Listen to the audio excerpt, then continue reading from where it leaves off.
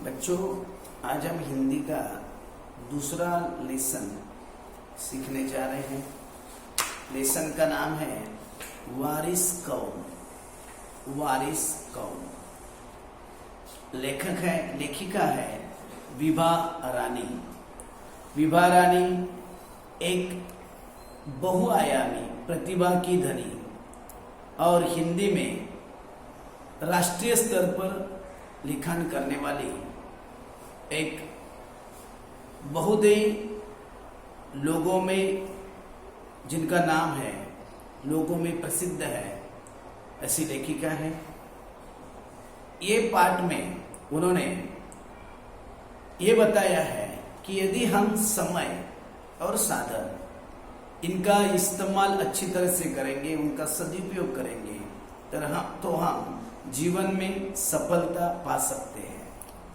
यदि हमें जो समय मिलता है, जो साधन हमें मिलते हैं, उसी का हम अच्छी तरह से इस्तेमाल करेंगे, सदुपयोग करेंगे, तो जरूर ही हम कामयाब होंगे। हम हमेशा क्या करते हैं, जो भी समय मिलता है वो हम वेस्ट करते हैं। जो साधन जो हमें मिलते हैं उसका अच्छी तरह से इस्तेमाल नहीं करते।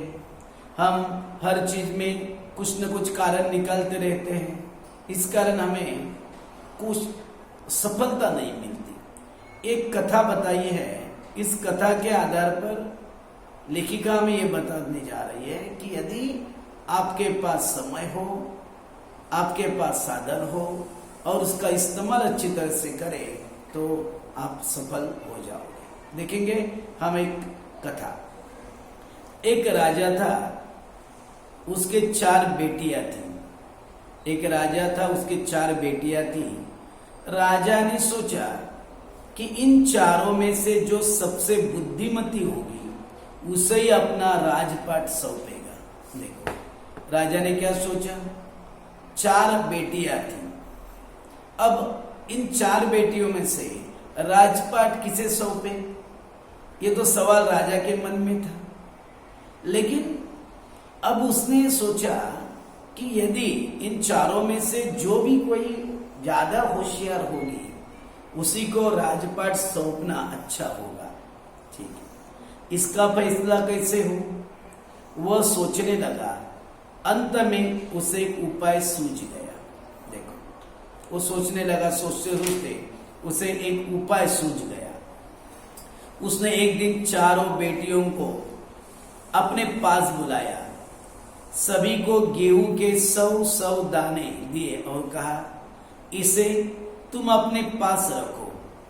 5 साल बाद मैं जब इन्हें मांगूंगा तब तुम सब मुझे वापस कर देना। देखो क्या किया, गेहूं के 100 दाने हर एक लड़की को दे दिए और उन्हें बताया कि मैं ये जो दाने हैं, गेहूं के जो दाने हैं, मैं 5 साल के बाद आपसे फिर मांगूंगा तो मुझे वापस करने होंगे। गेहूं के दाने लेकर चारों बहनें अपने अपने कमरे में लौट गई। बड़ी बहन ने उन दानों को खिड़की के बाहर फेंक दिया। उसने सोचा, आज से 5 साल बाद पिताजी को गेहूं के इन दानों की याद रहेगी क्या? और जो याद भी नहीं रहा तो क्या हुआ? यदि याद भी रहा तो क्या हुआ? भंडार से लेकर दे दूंगी।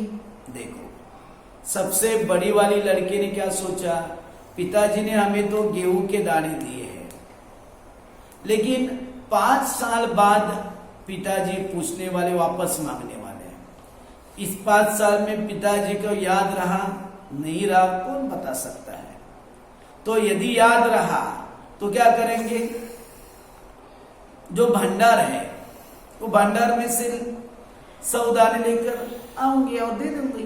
ऐसा बड़ी बेटी ने सोचा। दूसरी बहन ने दानों को चांदी की एक डिब्बी में डालकर उसे मखमल के थैले में बंद करके सुरक्षा से अपनी संदूकची में डाल दिया।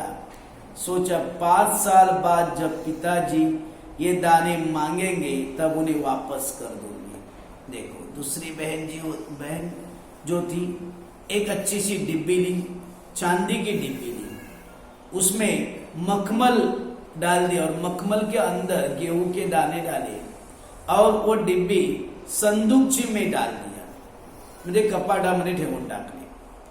5 साल बाद जब पिताजी मांगेंगे तो दे दूंगी, ऐसा सोचकर उसने संभाल कर चांदी की डिब्बी में मखमल के अंदर उसको संभाल कर रख दिया। ओके।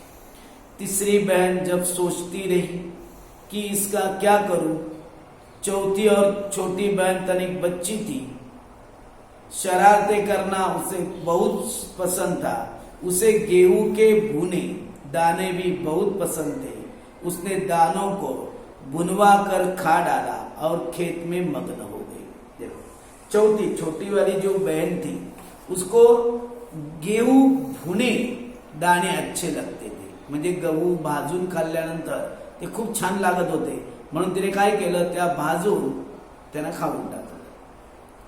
तीसरी राजकुमारी जो इस बात का यकीन था कि पिताजी ने उन्हें यूं ही दाने नहीं दिए होंगे, जरूर इसके पीछे कोई मकसद होगा। पहले तो उसने भी अपने दूसरे बहनों के तरह उन्हें सहेज कर रख देने की सोची, लेकिन वो ऐसा न कर सकी। 2-3 दिनों तक वो सोचती रही। फिर उसने अपने कमरे की खिड़की के पीछे वाली जमीन में वे दाने बो लिए। समय पर अंकुर फूटे, पौधे तैयार हुए, दाने निकले। राजकुमारी ने तैयार फसल के दाने निकाले और फिर से बो दिए। इस तरह 5 वर्षों में उसके पास ढेर सारा गेहूं तैयार हुए। देखो, राजकुमार ने पहले उसने भी सोचा कि ये संभाल कर रखे, फिर भी उसने बाद में क्या सोचा कि चलो ये जो खिड़की के बाहर जो जमीन थी वहां पे उसने वो दाने फेंक दिए।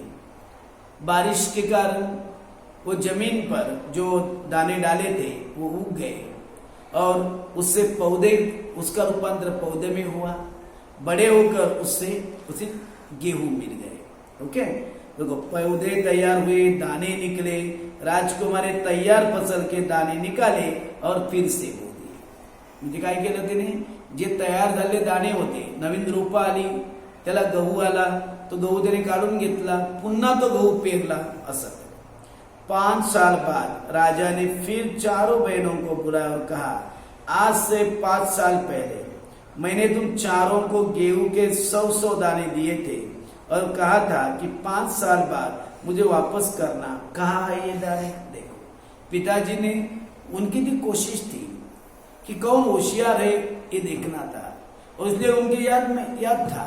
उन्हें सोचा, देखो 5 साल पहले मैंने आपको दाने दिए थे संभालने को, लेके आओ। बड़ी राजकुमारी भंडार घर जाकर गेहूं के दाने ले आई और राजा को दे दिए। राजा ने पूछा, क्या ये वही दाने हैं जो मैंने तुम्हें दिए थे? देखो, राजा ने पूछा, यही दाने यही है क्या जो मैंने दिए थे? पहले राजकुमार ने हाँ कह दिया, मगर राजा ने फिर कड़क कर पूछा, तब उसने सच्ची बात बता दी। राजा ने बघा रागाने तिला विचारलं, तेव्हा माताने खरी गोष्ट सांगितली। ओके, राजा ने दूसरी राजकुमारी से पूछा, तुम्हारे दाने कहाँ है?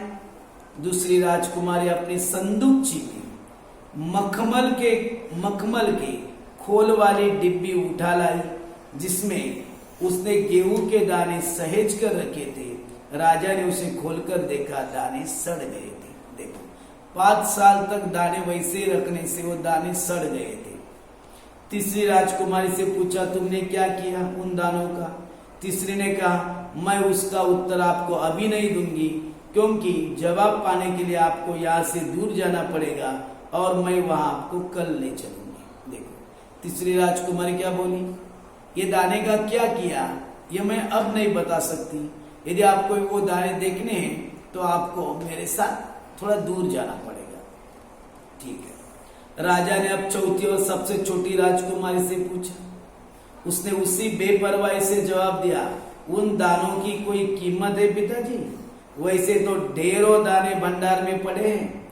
आप तो जानते हैं ना, मुझे गेहूं के बुने दाने बहुत अच्छे लगते, सो मैं उन्हें बुनवा कर खा गई। आप भी पिताजी किन किन चक्करों में पड़ जाते हैं। बता, वडिलांना ती काय म्हणते, आपण तेवढे श्रीमंत आहोत, ते काय 100 तर दाणे होते, मी बाजून खाल्ले, असे कितीतरी दाणे आपल्याकडे आहे, त्यामुळे काय एवढ्याशा दाण्यासाठी तुम्ही एवढं लावून धरते की मनाला लावून घेताय. सभी के उत्तर से राजा को बड़ी निराशा हुई. चारों में से अब उसे केवल तीसरी बेटी से ही थोड़ी उम्मीद थी. दूसरे दिन तीसरी राजकुमारी राजा के पास आई. उसने कहा, चलिए पिताजी, आपको मैं दिखाऊं कि गेहूं के दाने कहाँ है. राजा रथ पर सवार हो गया. रथ महल नगर पार करके खेत की तरफ बढ़ चला. राजा ने पूछा, आखिर कहाँ रख छोड़े हैं तुमने वे 100 दाने? इन 100 दानों के लिए तुम मुझे कहाँ कहाँ चक्कर लगाओगी. बघा, वडील म्हणजे राजा त्याला काय म्हणतात, किती फिरवतेस तू मला. तब तक रथ एक बड़े से हरे भरे खेत के सामने आकर रुक गया. राजा ने देखा, सामने बहुत बड़े खेत में गेहूं की फसल थी. उसकी बालियां हवा में झूम रही थी, जैसे राजा को कोई खुशी भरा गीत सुना रही हो. राजा ने हैरानी से राजकुमारी की ओर देखा. राजकुमारी ने कहा, पिताजी, ये है वे 100 दाने जो आज लाखों लाखों दानों के रूप में आपके सामने हैं. मैंने उन दानों को बोकर इतनी अधिक फसल तैयार की है. देखो, मैंने वही 100 दानों को बोकर, म्हणजे काय करून टाकलं, त्याला बियाणं मी रुजण्यासाठी ठेवलं. राजा, मैं उन 100 दानों को बोकर इतनी अधिक फसल तैयार की है. राजा ने उसे गले लगा दिया और कहा, अब मैं निश्चिंत हो गया, तुम मेरे राज्य की सच्ची उत्तराधिकारी हो. म्हणजे 3 राजाला आनंद झाला.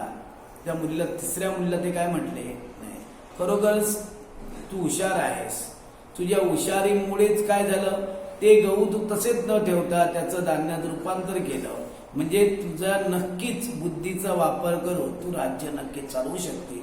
अशा प्रकारे राजाला आपले राज्याचा उत्तराधिकारी, म्हणजे राजाच्या नंतर राज्य चालवायला कोण पाहिजे, तो उत्तराधिकारी मिळाला. बघा, शब्द कोणकोणते, तनिक, हिंदीमध्ये तनिकचा अर्थ होतो थोडा. मकसद उद्देश. खोल आवरण. उम्मीद आशा. उत्तराधिकारी वारिस.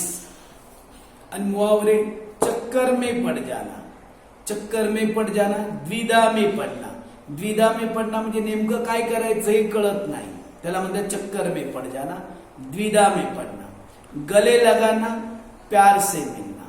देखो, हमें एग्जाम में ऐसा क्वेश्चन आता है, नीचे दिए हुए मुहावर का अर्थ लिखकर वाक्य में प्रयोग कीजिए. आपको अर्थ लिखना है और उसका वाक्य में प्रयोग अपने खुद के वाक्य में करना है. पाठ्य पुस्तक में जो दिया है वो सेंटेंस, वो वाक्य नहीं चलेगा, खुद को वाक्य तैयार करना है. ठीक है, लेसन बहुत आसान है. हाँ, उसका पीडीएफ हम आंसर का पीडीएफ आपको भेज देंगे. ओके.